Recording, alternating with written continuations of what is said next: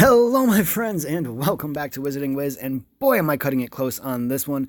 The first ever Halloween event in Wizards Unite will be starting in just about 24 hours, maybe a little less by the time you are watching this. That is right, it is starting exactly 24 hours after the brilliant event ends, which, like I just said, will most likely be over by the time you are watching this. So let's dive right into this information so you don't have to wait any longer.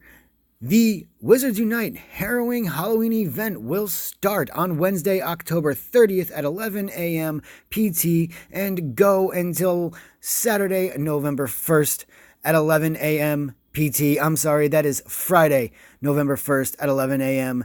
PT. Now, PT, I believe, stands for Pacific Time, which would be the North American West Coast Pacific Time, which is about 3 hours behind where I am, so that'll be about 2 p.m. where I am here on the North American East Coast, and I am about 5 hours behind GMT. So, if you are on the other side of the GMT line, do the math accordingly because I am terrible with time zones outside of my area, unfortunately. Not very good with geography.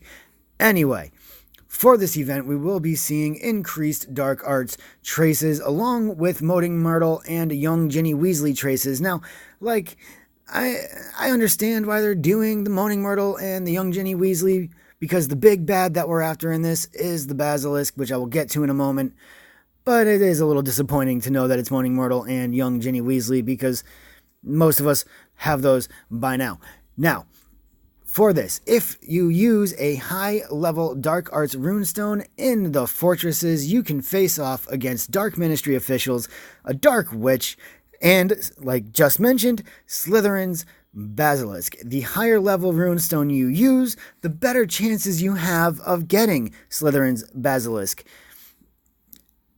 Now, for beating these chambers and fortresses, you will receive Dark Arts Family XP when you get to face Halloween foes. You will be more likely to see Slytherin's Basilisk in a sponsored fortress. Now, this is a bit of a downer. I know many of us do not have a sponsored fortress close by. I am lucky enough to have one in the next town over. It's only about a 5-minute drive from me. But the time limit on this is very limited, so you're going to have to plan accordingly, guys. If you know where your sponsored fortresses are, I would say hit them as soon as possible so you can make sure that you get a crack at the Basilisk. Now, sponsored fortresses will also be giving you extra bonuses as per usual. Again, another downer, but that's what sponsored fortresses are for. You will receive bonus Dark Arts Family XP, increased spell energy, which is cool because you kind of get a chance of getting spell energy from fortresses already. So you're going to be able to get a little bit more if you do get rewarded spell energy. But they are only coming, these two things are only coming from level 4 chambers and higher. So, if you can't do a level 4 yet, get your skill tree maxed up as much as you possibly can before the event starts so that you can do a level 4 or get a team together and do it as a team. If you are lucky enough to be one of the lucky ones to take on Slytherin's Basilisk and you defeat it, you will get a new title for your ministry ID. Hopefully, it'll be worded really cool, something like, I kicked the Basilisk butt, or something like that. I don't know. But hopefully, that'll be pretty cool. The other rewards that you can get for completing the assignments below, which I will not cover, but we'll get to that in a second, will be spell books, restricted section books, and gold. Now, that is if you complete everything. The rewards that you get for those also include spell books and XP and a couple of other things that I don't remember off the top of my head.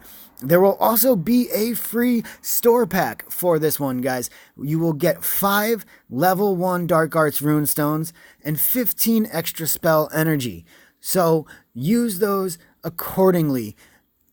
Now, unfortunately, they keep saying the higher level runestones give you a better chance, but I'm sure that if you've only got lower level Dark Arts runestones, or, only a couple high level ones, like I myself only have maybe 1 or 2 level 5s, and like the same for level 4, and then a few level 3s, and a whole bunch of 2s and 1s.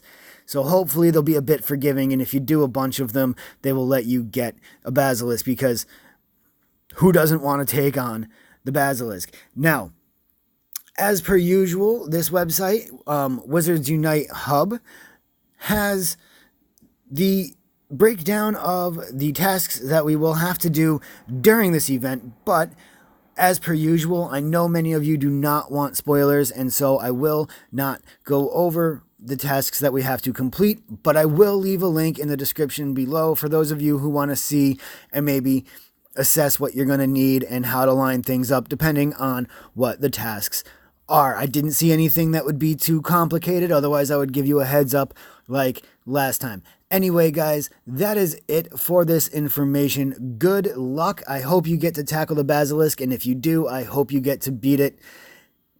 I hope that you did well in the Brilliant event. In fact, I wish nothing but the best for you. Now, if you get to beat the Basilisk, let me know. Leave a comment down below. Tell me if you beat him.